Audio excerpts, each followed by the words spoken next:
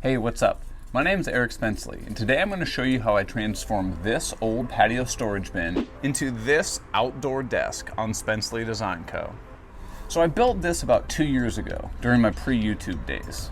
And the whole purpose was to hold some outdoor stuff, and also serve as a raised planter bed so we could plant some flowers and herbs and stuff outside.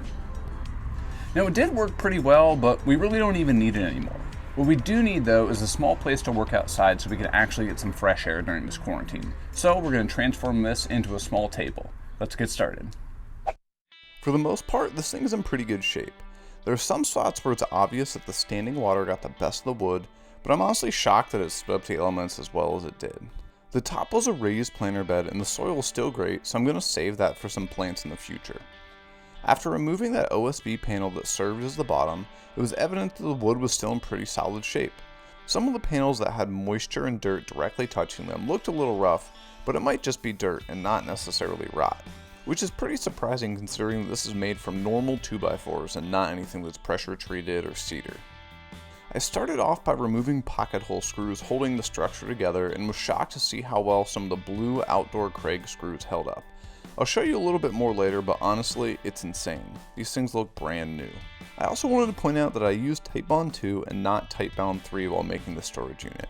Why? Because this whole thing was really just an experiment. I wanted to see how well Titebond 2 and non-pressure treated wood would hold up to the elements. To my surprise, it worked out well.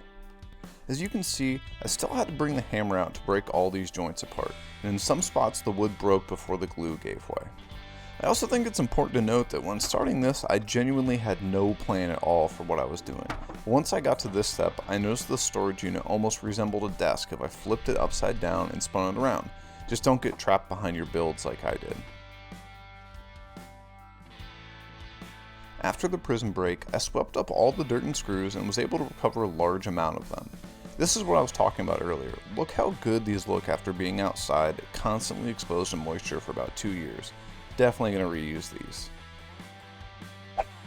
With it flipped over, I also remembered that I used these nail-in feet, which I think helped keep some of the moisture off the legs, so I just pried those up with a hammer so that I can reuse those later. With everything broken down fairly well, I loaded all the pieces up onto a mobile cart and wheeled them into the shop.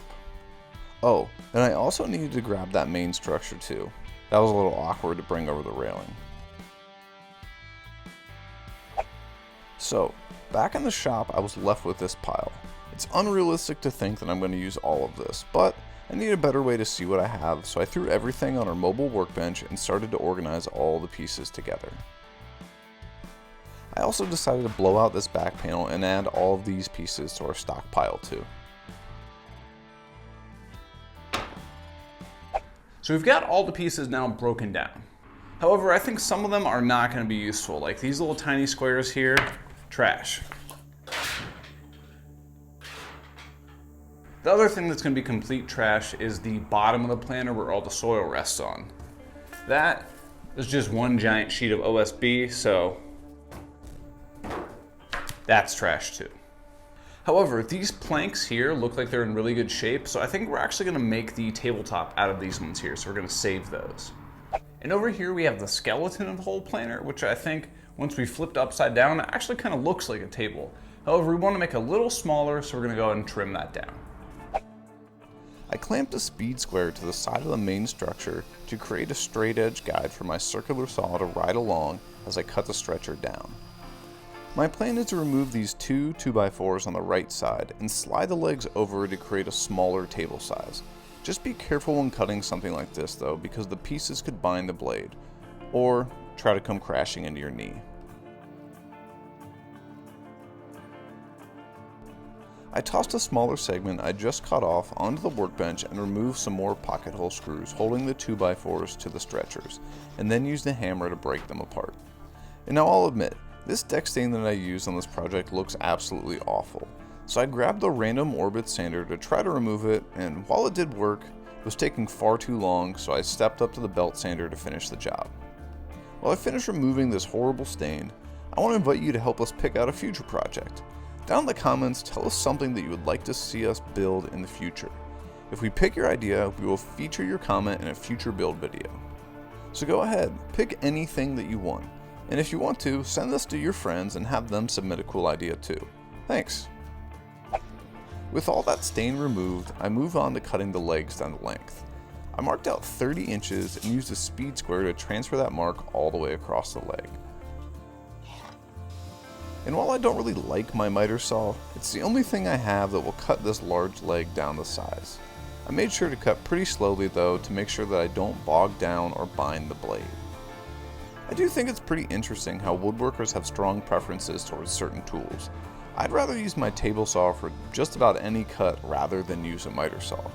But maybe that's because I don't have a great miter saw or a miter saw station. Who knows? Anyway, with the legs cut down to their finished height, you can see how I plan to proceed building this table. But to attach these pieces together, I need to add some pocket holes here and here. I grabbed my Craig R3 pocket hole jig to drill the pocket holes. And while this guy is super inconvenient for drilling a large amount of pocket holes, it really excels when you're drilling holes onto a project that is already built like this.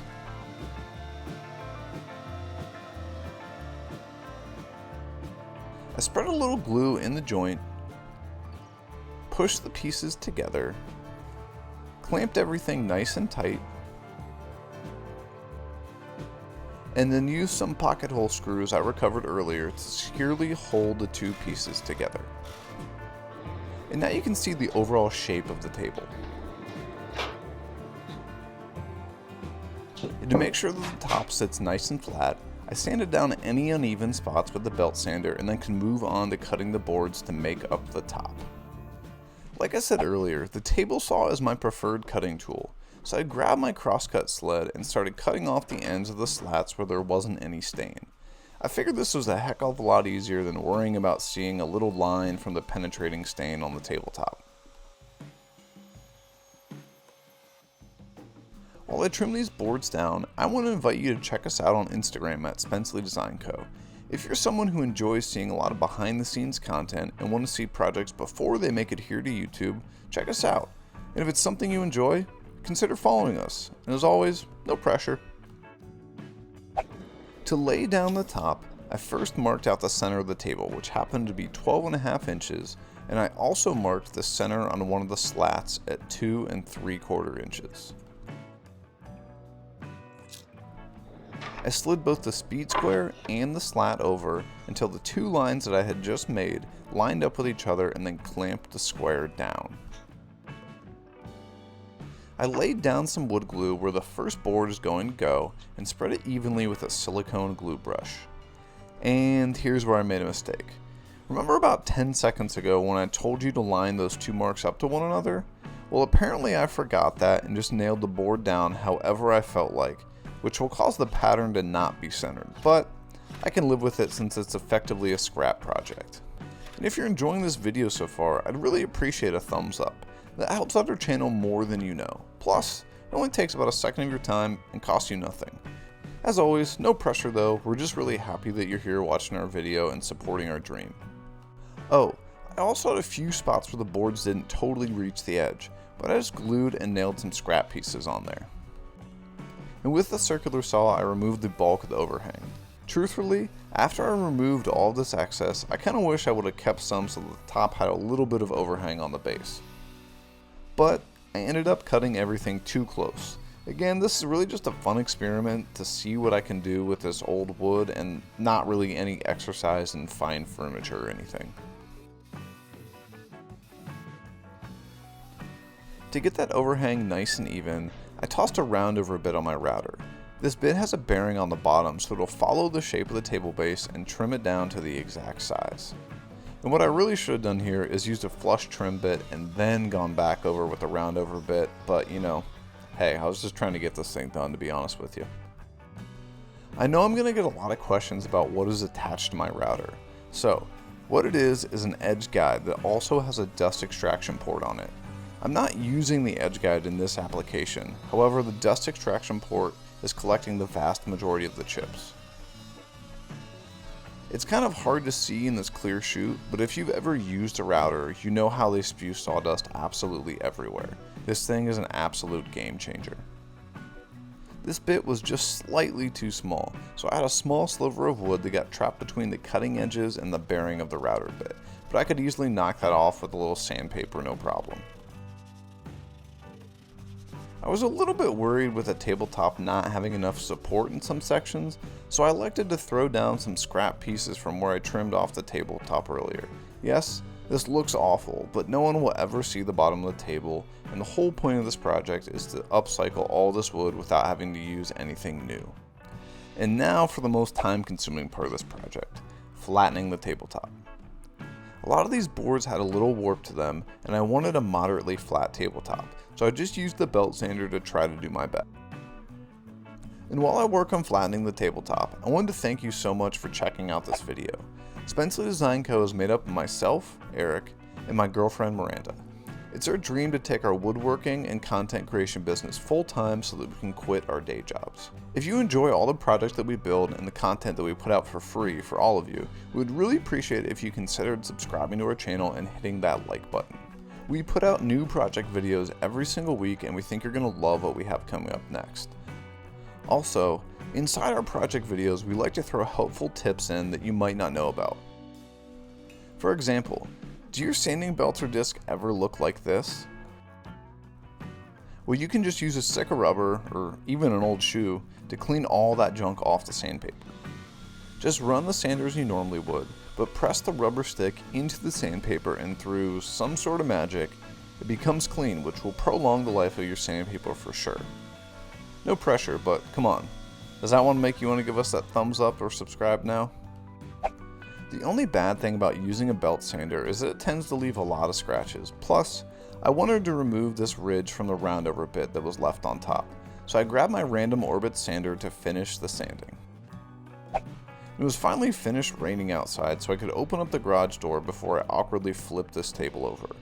I set it down on top of some foam insulation to help protect the table from scratches, while I hammered in those metal feet that we salvaged from the storage unit before.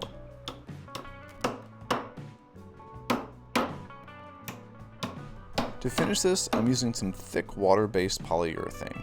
Honestly, the only reason I'm using it is because I just have a small amount left, and I really wasn't a huge fan of how this matte finish worked on some of the other projects, so I just really wanted to use it up. Plus, it's thick, which means one coat is all we need to keep those pesky splinters at bay. Converting an old project into something new was a challenge, but it was a lot of fun.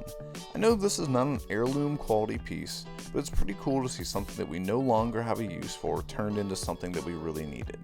And best of all, it was basically free other than the small amount of finish that we had left in that can. But overall, it's pretty cool to see that I can transform a piece like this. Definitely will be something that I want to do more of in the future.